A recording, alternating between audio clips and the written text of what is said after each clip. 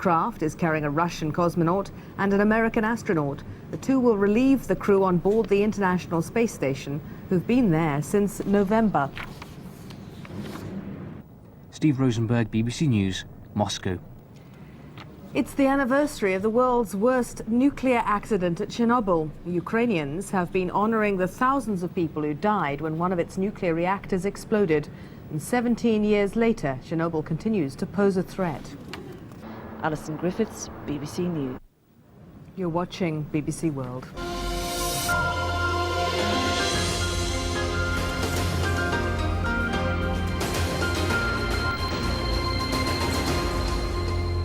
Trained to be a leader, but would you want to follow him?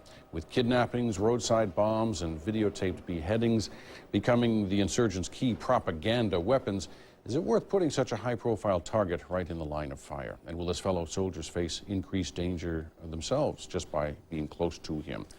We turn now to retired U.S. Army Lieutenant Colonel and security expert Bob McGinnis, joining us from our studio in Washington.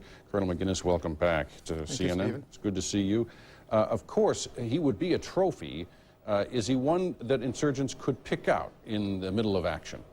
Well, clearly, if they're going to identify him by the media that follows him in his reconnaissance unit, then yeah, he becomes a very obvious target.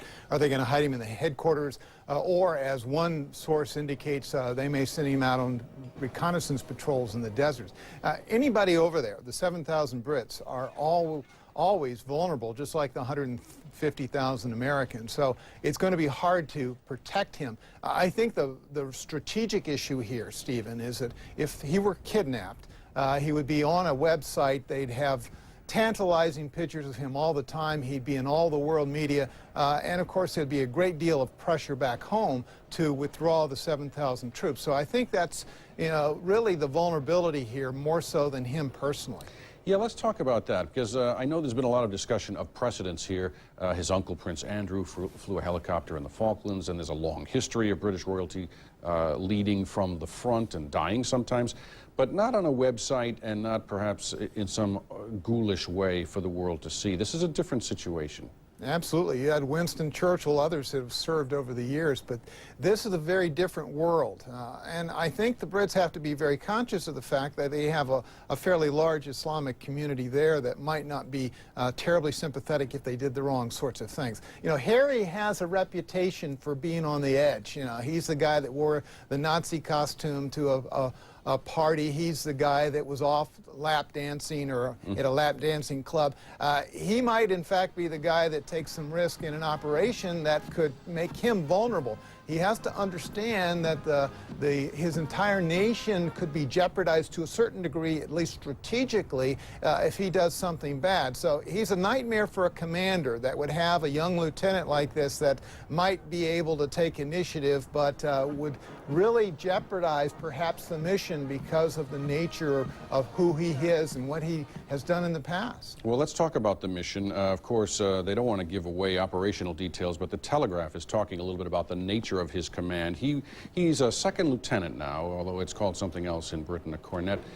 He leads 11 men in what you might call light tanks or armored vehicles, and there's talk that they would be doing recon work far away from any kind of backup or base, way out on the Iranian border, which is already one of the hottest areas because of all the smuggling. That is, you're right, the smuggling activities.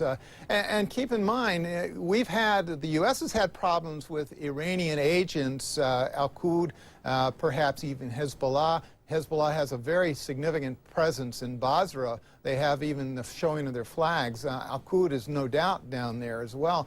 Stay with us on CNN if you're watching in Asia. World Sport, Justin Armstrong up next with all the details. For the rest of us, Business International continues.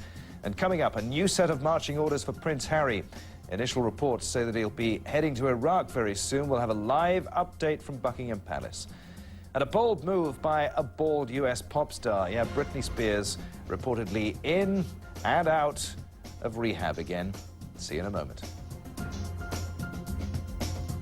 CNN's Alfonso Van Marsh is among those waiting for confirmation of that report in the British media. He joins us now live from Buckingham Palace here in London. So, Alfonso, when are we likely to know for definite what's happening to Harry?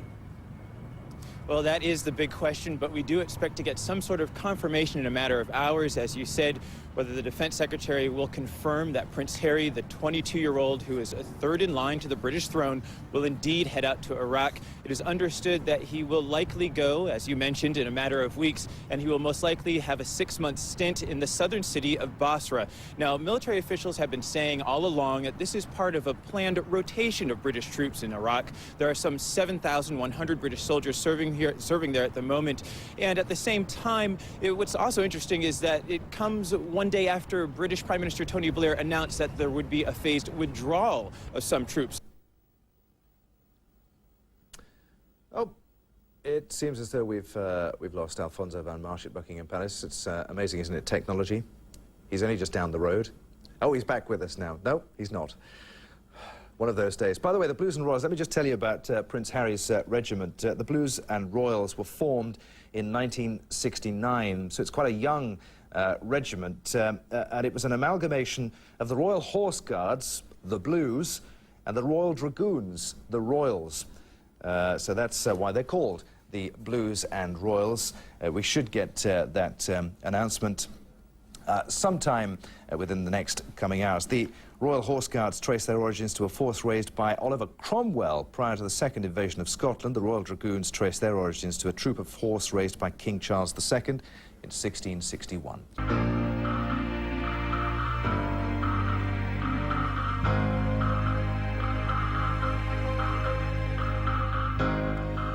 Back to that breaking news we told you about just a few moments ago on CNN. The Ministry of Defence here in London has confirmed that Prince Harry, third in line to the British throne, will be going to Iraq with the Blues and Royals regiment as part of a long-planned rotation of troops. CNN's Alfonso van Marsch is down at Buckingham Palace here in London.